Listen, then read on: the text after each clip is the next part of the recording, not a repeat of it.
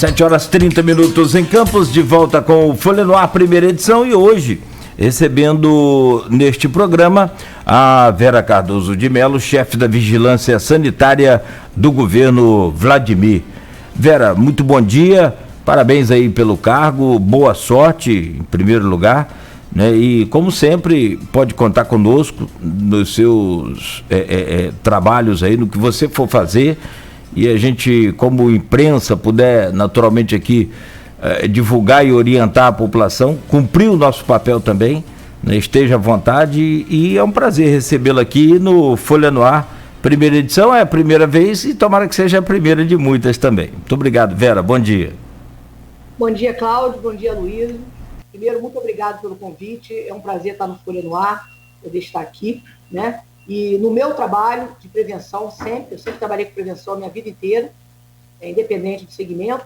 A imprensa é fundamental, é um grande aliado, porque o que eu falo para uma pessoa, vocês falam para milhares. Então, eu ter a imprensa como parceira é fundamental para qualquer trabalho de prevenção dar certo. Sem imprensa, o trabalho não vai dar certo. É bem difícil. Então, eu espero realmente ser o primeiro de muitos. Se Deus quiser, Vera. Vou começar falando do factual. O jornalismo sempre preza pelo factual. Como é que foi a barreira ontem no Farol?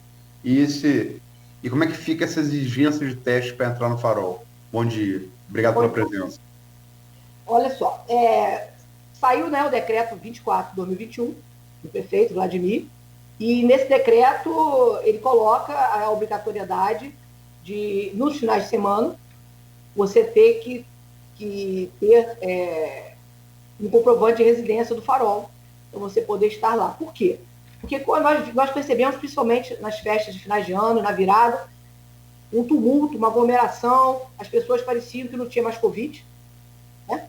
A impressão que se dava quando você olhava a orla do Farol, não só do Farol, mas da Lagoa de Cima, de outros lugares, era que você não tinha mais Covid. Covid não existe, nós estamos livres do Covid, né? A vacina já está aqui, está todo mundo beleza. E isso não é verdade. E o morador do Farol, e o próprio turista, mas o turista que aluga a casa, né? Esse turista que é um turista responsável, eles estavam toda hora falando e reclamando com toda razão, porque o Farol ficou uma bagunça. Não teve ordem nesse final de ano no Farol. Então, todo mundo pode ver os milhares de vídeos que circularam aí nas redes sociais. A internet hoje é uma realidade. Você rapidamente sabe em tempo real o que está acontecendo, que as pessoas postam. E aquilo ali foi uma irresponsabilidade incrível, que nós vamos estar sentindo, na realidade, agora e semana que vem, em função do aumento do número de casos, inclusive de Covid. Vai começar a pipocar agora. Então, em função disso, nos foi solicitado que fizesse essa barreira, uma barreira educativa, uma barreira onde você está orientando as pessoas, e nos finais de semana você vai ser exigido esse comprovante de residência. Então, que ande com esses comprovantes, o morador e até o visitante, que é o turista que alugou casa, que ande com o comprovante de residência no porta-luva do carro, coloca ali para não esquecer, deixa o comprovante ali. Ah, mas eu quero ir na casa do Cláudio, sou prima dele, eu vou lá só visitar, não vou aglomerar, mas eu vou passar o dia lá. Peça ao Cláudio para lhe dar um comprovante de residência, você anda com ele. Não necessariamente isso tem que estar no seu nome, né? A gente sabe, em casos, inclusive, de marido e mulher, que não são casados, não tem o mesmo sobrenome, a conta está no nome do marido.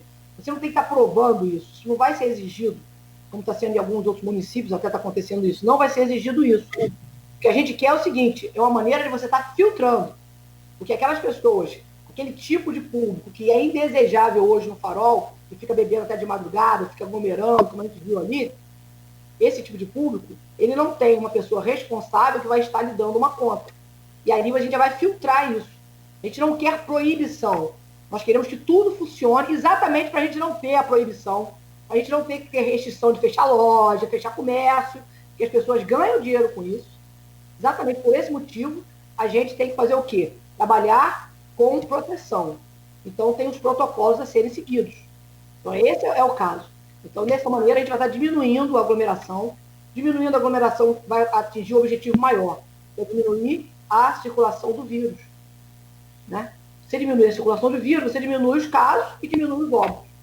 E aí, então vai ser dessa forma que vai funcionar, né? A questão da testagem já iniciou, hoje vai ser iniciado, o ônibus hoje está no shopping de Guarulhos, então hoje vai iniciar a testagem já por aqui. As pessoas que quiserem ir lá e não for morador, não tiver comprovação, mas quer visitar o Farol, quer passar um dia no Farol, ela tem que estar com o teste de Covid negativo nos últimos 14 dias. Como tem pessoas que não tem como fazer esse teste, não tem dinheiro para fazer esse teste, até porque algumas pessoas são famílias, então fica caro realmente. Você tem 3 pessoas, 4 pessoas para realizar o teste, isso é oneroso. Então, está tendo a gratuidade. Hoje eu sei que está no shopping de Guarulhos e sei que amanhã vai estar no Hospital São José, né? No ônibus. De testagem gratuita, fazendo 200 testes por dia. E depois tem um calendário que vai ser divulgado pela Secretaria de Saúde, pela Atenção Básica, né? Mas no futuro, o que a gente quer é um futuro bem próximo, é que todos esses locais que o ônibus fique seja próximo ao PHs. Por que próximo ao PHs? Porque se a pessoa der positivo, né, ou estiver doente, ela já é encaminhada para o PH. Ela não fica circulando. O que acontecia antes? A pessoa saía do ônibus com teste positivo e perguntava: o que eu faço agora? Procura para saber, não tem informação. Com isso, ela pegava um transporte público, já ia passando para outras pessoas, nessa andança toda, e o vírus circulava mais. Então, isso não pode acontecer. A escolha do local do ônibus tem que ser uma escolha muito criteriosa. Porque dali, quem é positivo já tem que sair para um encaminhamento médico imediato, sem colocar em risco quem está no entorno. Então, pegar um transporte público depois de um teste positivo é uma coisa, assim, que não pode acontecer. Tá? Vera, você citou aí o São José.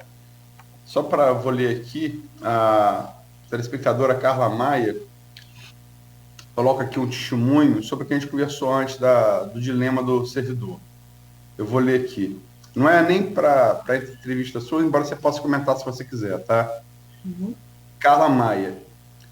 Ele teria que pagar o mês de dezembro, falando de Vladimir, né? Honrando com a dívida do município. E não foi discutido por conta dos rombos de Preve Campos, onde os últimos prefeitos... Opa, peraí que fugiu aqui. Onde os últimos prefeitos não honraram o dinheiro que pegaram da Preve Campos. Então, ela está dando aqui o dilema dela, né? Ela fala que ela paga 25 reais de Uber e não sabe como vai voltar, se vai voltar de carona. Enfim, você também é servidora, velho.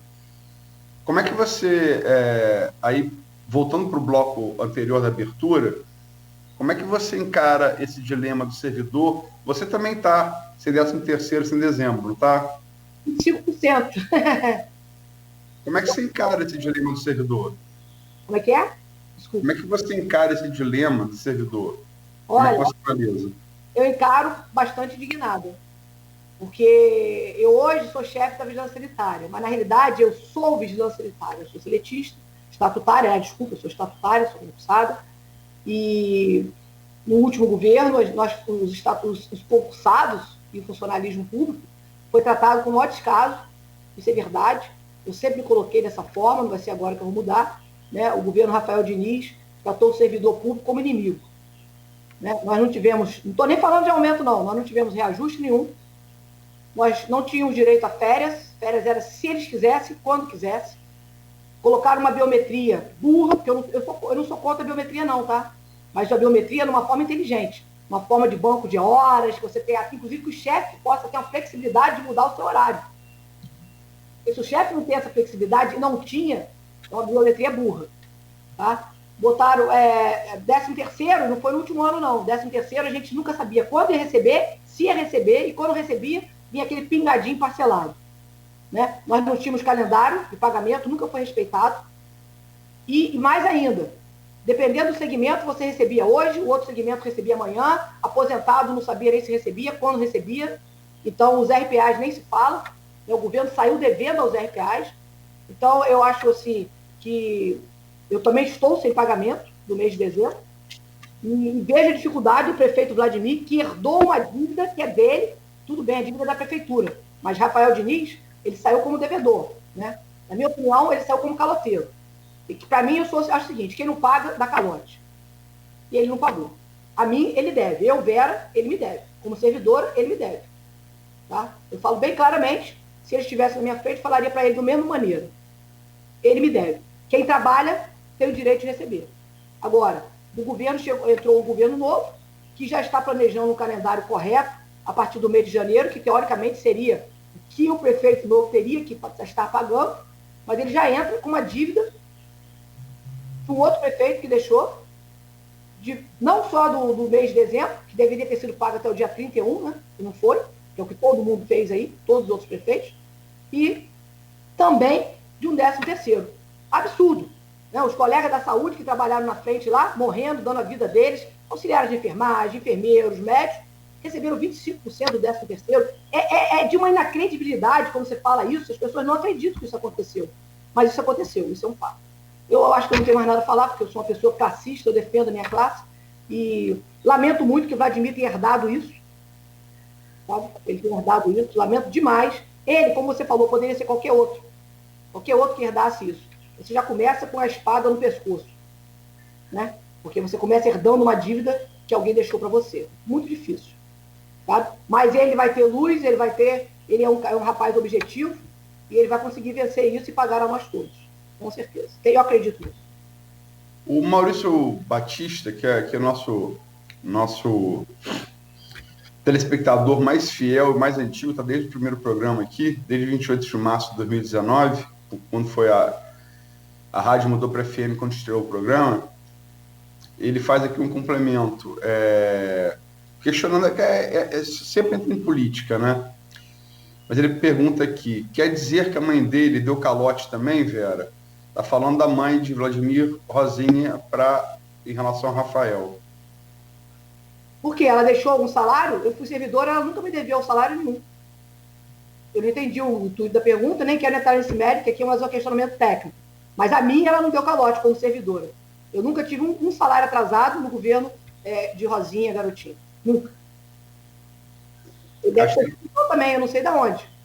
Mas eu não quero entrar nesse mérito. Mas eu, como servidora, nunca tive um salário atrasado no governo Rosinha, garotinho. Acho que deve estar falando do dinheiro do Prévio Campos, né? Aí já não entra comigo, já não é uma coisa minha. Eu não tenho realmente propriedade para falar sobre isso. Né? Vera, vamos para a pauta estabelecida do programa. Você é uma pessoa, a gente tem relação repórter-fonte há muito tempo, desde a época que eu sou do CCZ, como você tem com o Cláudio também. E você é uma pessoa, considerada uma pessoa firme, né? Muito firme nas posições. E você está à frente da fiscalização da Covid, que tem um problema no Brasil todo, muito talvez influenciado pela postura do presidente Jair Bolsonaro, de contrariar as regras de prevenção, de isolamento para a propagação do vírus. Qual é o tamanho do problema que você tem que enfrentar para fiscalizar isso? Como é que você dimensiona isso? Imensurável. Eu não sei nem como dimensionar. Porque o problema mata, né? Você veja, a gente em Campos hoje já temos confirmados 555 óbitos. Né? Imaginar que 555 campistas morreram confirmados de Covid. Né? No Brasil nem se fala. E eu sempre trabalhei com prevenção, eu pautei a minha vida, eu escolhi ser uma pessoa que trabalha com prevenção. Eu escolhi isso para a minha vida, é a minha vida, prevenir. Né? Porque eu acho que a prevenção salva muitas vidas. Se você faz uma prevenção correta, você salva vidas. Então, isso é fundamental. O trabalho de educação é muito grande. E quando você vê, infelizmente, o presidente, por exemplo, tomando atitudes que vão contra qualquer nível de prevenção, né, básica. E é ruim, porque, afinal de contas, ele é o líder maior do país. Você sendo a favor ou não dele, eu não estou discutindo isso aqui, ele é o líder do país maior. Então, é normal que todo mundo, né, você fala, mas se o presidente fez, por que eu não posso fazer? E aí fica difícil, você que é técnico, você que sabe que uma atitude dele pode gerar morte de opção de pessoas.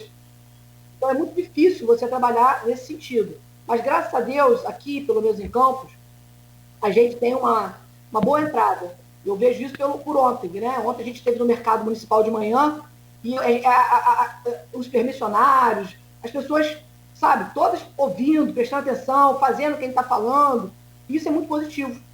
Então, quando você consegue falar a mesma língua da população, você consegue mostrar para eles que se eles não fizerem corretamente, você tem duas digamos assim, consequências rápidas. A primeira é, se não fizer corretamente, se não trabalhar direito com a prevenção, né, com as regras da vida que nós instituímos, foi o primeiro protocolo que a gente instituiu nesse governo Vladimir, depois eu vou falar um pouquinho dessa regra da vida, que são 10 mandamentos. Se você não trabalhar com esses 10 mandamentos, o futuro, em termos, aí são duas consequências. O futuro, primeiro, em termos financeiros, é o seguinte, nós vamos ter que restringir, vamos ter que fechar coisas. Isso não é bom para ninguém. Isso não circula dinheiro, isso as pessoas ficam sem ganhar. Então a gente não quer isso. Porque se você não trabalha, você não ganha dinheiro. Se você não ganha dinheiro, você não bota comida em casa. E aí está o problema criado. Então todo mundo tem que estar unido para que isso não aconteça. O que a gente quer? Trabalhar, ficar aberto, com condição de proteção. Primeira consequência. E a segunda consequência seria a questão vida. Que é o mais importante de todos. Segunda, porém, não menos importante, mais importante, é a vida. Porque se você se coloca em risco, você pode até falar, mas é problema meu. Não, nessa doença, se você se coloca em risco, você coloca todo mundo no seu entorno em risco. Porque se eu não uso máscara, eu não estou só deixando de me proteger. Eu estou colocando todo mundo que está aqui, quando eu estou falando, só de falar, em risco. Porque essa doença tem a questão do aerossol, que é uma coisa que a gente depois vai ter que discutir bem. Essa transmissão dela, ela tem um particular que é fundamental, que é a transmissão por aerossóis. Sabe? As pessoas, muita gente ainda não entendeu isso. É diferente de outras doenças, até transmitidas pelo ar, mas que não formam aerossóis. Ela forma. Isso é um fator que faz a diferença, muitas vezes, na maioria das vezes, desculpa, não é muitas vezes, na maioria das vezes, entre contaminar e não contaminar. É mais difícil de você prevenir e combater. Então tem que ter uma conscientização muito forte. E eu vou ser incansável, minha equipe, a equipe do Dr. Chábio, que é o meu chefe direto, a equipe do prefeito Vladimir, do vice-prefeito Frederico Paz, que tem dado assim, todo o apoio a gente, ele tem focado muito nessa questão da saúde, tem estado diretamente em reuniões e motivação do pessoal. É muito importante a presença do Frederico Paz nesse governo, pessoa extremamente técnica e que sabe realmente. Então, eu acho assim, que a gente tem todo apoio para a gente levantar. A vigilância sanitária, eu digo sempre, ela estava no governo anterior completamente alijada do processo. Ela nunca foi chamada para ser ouvida, para fazer nada. Nós não trabalhamos durante 4 anos em nada em relação ao governo, nem nada de Covid. Tá? Nós não tivemos, inclusive, nesses últimos 4 anos, nenhum técnico de vigilância sanitária ou da saúde à frente da vigilância sanitária. Esse processo todo de Covid, a vigilância sanitária não foi chamada para sentar em momento algum. Não se fez um protocolo. Nós hoje já temos pelo menos 37 protocolos feitos a todo tipo de estabelecimento. Funerária não tem protocolo. Serviço de alimentação não tem protocolo básico para Covid. Transporte urbano não tem protocolo. Isso é função da vigilância sanitária. Eu tive que fazer tudo isso agora. Em 2 semanas, nós estamos trabalhando em ritmo intenso. O nosso dia não tem 24 horas, tem 48 horas. Hoje, quando o Cláudio, às 6 horas da manhã, clicou ali para mim, eu já estava desde 5. O pessoal já está indo para o farol, já deve estar lá no farol, o pessoal da barreira, já botei todo mundo na rua. Tudo isso antes de começar isso aqui às 7 horas da manhã. Então, o nosso ritmo está aceleradíssimo. Ou a gente levanta agora e previne uma coisa pior do que já está, que nós temos 555 mortos, ou realmente vai ficar complicado. Você falou que o combate feito pelo governo Rafael começou ali em março do ano passado, nem foi, logicamente, até o final do governo, em dezembro. A vigilância sanitária estaria alijada do processo. Explica melhor um pouco isso, por que você acha que isso se deu? Posso? Por que se deu, eu não sei. Mas eu vou perguntar a vocês, vocês fizeram alguma entrevista? Aliás, você sabe quem foram os dois, do governo Rafael, os dois coordenadores da vigilância sanitária? Alguém em campo, sabe? Vocês fizeram alguma entrevista com eles? De cabeça, sim, confesso que não. Pois é. Nesse último ano, que foi o ano de Covid. Quem foi? De cabeça, confesso que não. Eu acho que eu já respondi essa pergunta, completamente lijado. Por quê? Não sei, pergunta a eles. Mas de momento algum, nós funcionários, nós que estamos ali na ponta, que sabemos o que está acontecendo, que rodamos o estabelecimento, que a gente está em contato com o povo o tempo todo, com o permissionário, com o lojista. A CDL foi chamada para trabalhar junto, nós já chamamos. No primeiro coisa de crise, o prefeito Vladimir convocou a CDL, eles estavam lá no gabinete. Eu falei com eles e essa semana eu vou estar sentando com eles, porque eu preciso. A CDL é uma entidade extremamente importante nesse processo todo. Então, a parceria com eles é uma coisa fundamental. Né? A Liga Gastronômica de Campo foi chamada para esse processo, nós já estamos sentando com eles também. Então, nós temos que chamar todas essas entidades para perto. Por quê? Porque eles são representantes de segmentos importantes, são os lojistas, independente do segmento de loja. Toda loja lida com o público. Lida com o público, lida com o quê? Nós temos que estar fazendo o quê? Prevenindo ali a transferência do vírus, a transmissão do vírus. E não interessa para nenhum deles fechar, nem para a gente, para o governo, entendeu? Então, isso é muito importante, trabalhar com proteção. E você tem que estar reunindo isso tudo. Agora não, agora a vigilância está assumindo o papel que ela sempre deveria ter tido, o papel que ela tem no município, vou falar, não é menor, no São Francisco, e no município maior, como o Rio de Janeiro, nosso estado. A vigilância está na frente. De quase todos os municípios do estado e do Brasil, a vigilância está na frente, juntinho com a atenção básica, até porque ela faz parte do mesmo, da saúde, né, coletiva, a vigilância sanitária, junto com a atenção básica, junto com a epidemiologia. É assim que tem que ser. É assim que tem que ser. Mas não, pega uma mão de obra super especializada, concursada, são vários técnicos lá, a equipe é maravilhosa, graças a Deus, e deixa alijado ao processo, e fica só aquele negócio ali, e pronto. Cadê o trabalho? Cadê o trabalho de rua? As barreiras sanitárias foram feitas no governo. Eu só vi barreira sanitária realmente na Pelica, ali, em frente ao Bradesco, em frente à Baviera, eu ia para casa da minha mãe, eu passava por 3 barreiras, da minha casa até dela. Saía dali, ia para a Baixada, uma festa. Ia para Guarulhos, outra festa. Então, o que aconteceu? Só tem vídeo na Pelica, é isso? Porque isso foi o que eu vi. Como o munícipe que estou. Como perdão, eu não entendi. Como munícipe que eu sou. Foi o que eu vi. Tá certo? Então, foi alguma coisa diferente, mas a gente não tem que estar falando do passado, mas infelizmente o passado respinga no futuro, principalmente quando estamos numa pandemia.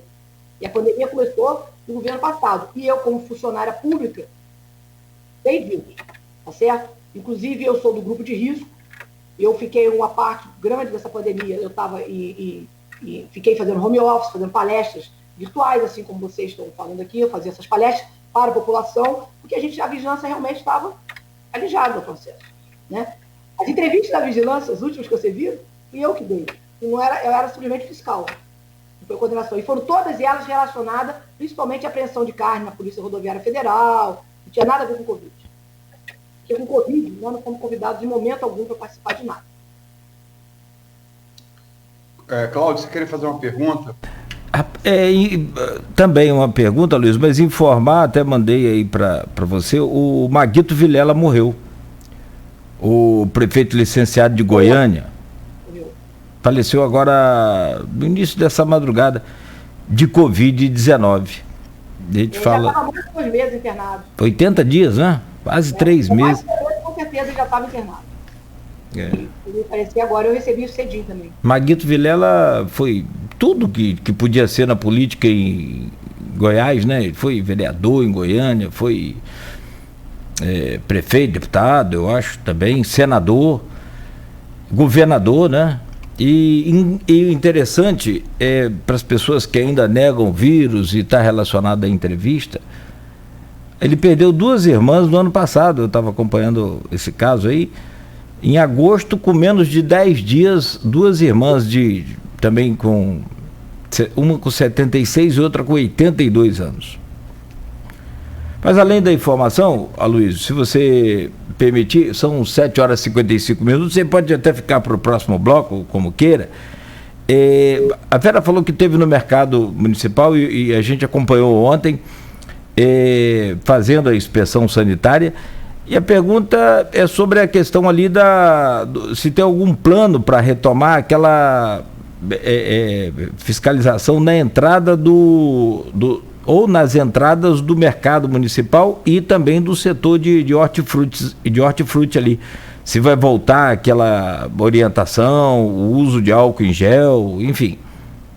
Pode ser também ali na lateral da Formosa, né? Isso, se vai fechar, exato. O mesmo serve também pro Shopping Popular, o Camelódromo.